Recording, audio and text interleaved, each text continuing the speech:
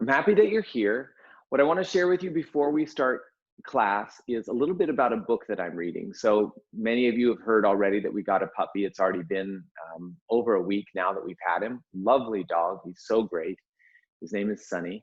And so I got this book that's apparently kind of a famous book about animal training. It's called Don't Shoot the Dog.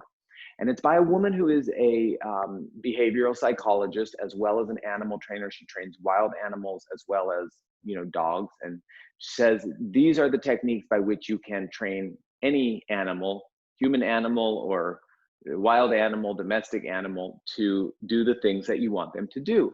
And it's based on what's called reinforcement training. There's positive reinforcement training and there's negative reinforcement training. And in particular, this book is about the power of positive reinforcement training.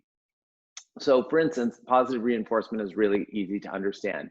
Anytime your animal does a desired behavior, for instance, you call the dog, even when he's learning the command, you call him by his name, he runs to you, give him pets, you give him kisses, that's positive reinforcement. And then he understands that's a good thing, I want more of that.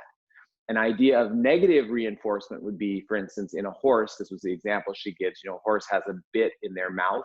When you pull the rein to the left, the bit drives down into the left side of the gum, which is an unpleasant sensation for the horse. So the horse turns its body left and immediately the negative reinforcement is released. So positive reinforcement, the desired behavior is performed, praise, treat, pet is given. Negative reinforcement, the reinforcement is given, and then as soon as the behavior is performed, the negativity is released.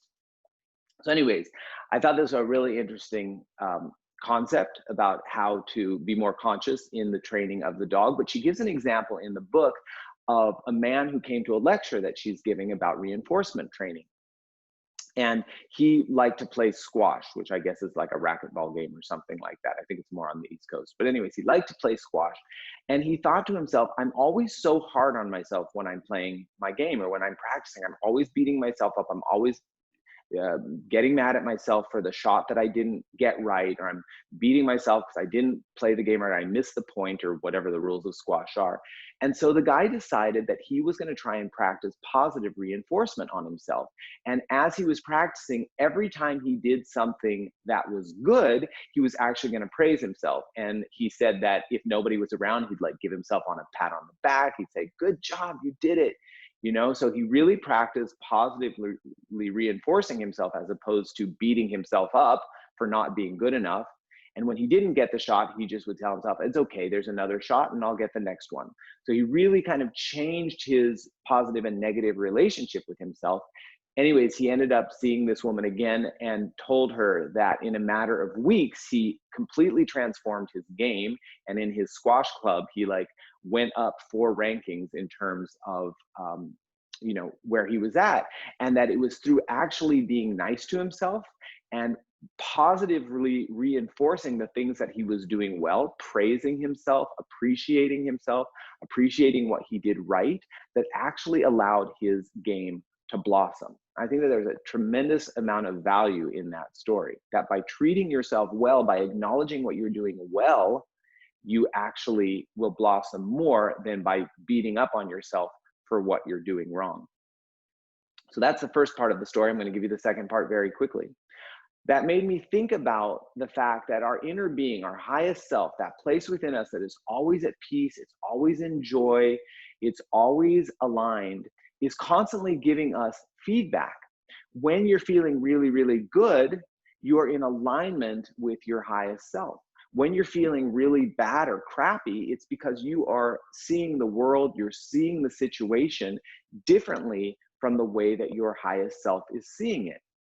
So in a way, that feeling of negativity that you're experiencing is your highest self, your inner being saying to you, hey there, maybe let's change the behavior. Maybe let's change the thought a little bit. And it's like, if you ever seen a dog, they've got sometimes those choke chains on them or something like that. The person is trying to give the negative reinforcement, give that pull, telling them, don't go that way or don't pull so hard. And the dog's got its tongue out, its eyes are bugging out of the head. It's just not getting the message that a negative stimulus is telling it to change its behavior. And sometimes we're like that. We just hold on to a negative feeling so long, when if we just would modify our thought a little bit, or do a yoga practice, or take a couple deep breaths, or take a nap, we could actually start to soften and move back into alignment. So positive reinforcement, negative reinforcement. I want you to really today try and focus on being positive with yourself. Try and focus on praising yourself for everything that you do right. And everything that doesn't feel good or doesn't feel right, just lay off and say, it's all right, it's gonna pass. Okay? So let's positively reinforce ourselves through our practice today. Hands together at your heart. Know that your highest self is always looking out for you. Your highest self always has your back. Your highest self always wants what's best for you. Your highest self believes in your capacity. Your highest self believes in everything that you want. And when you feel bad, that's your highest self saying, you're not aligned. Come on back. Come on back.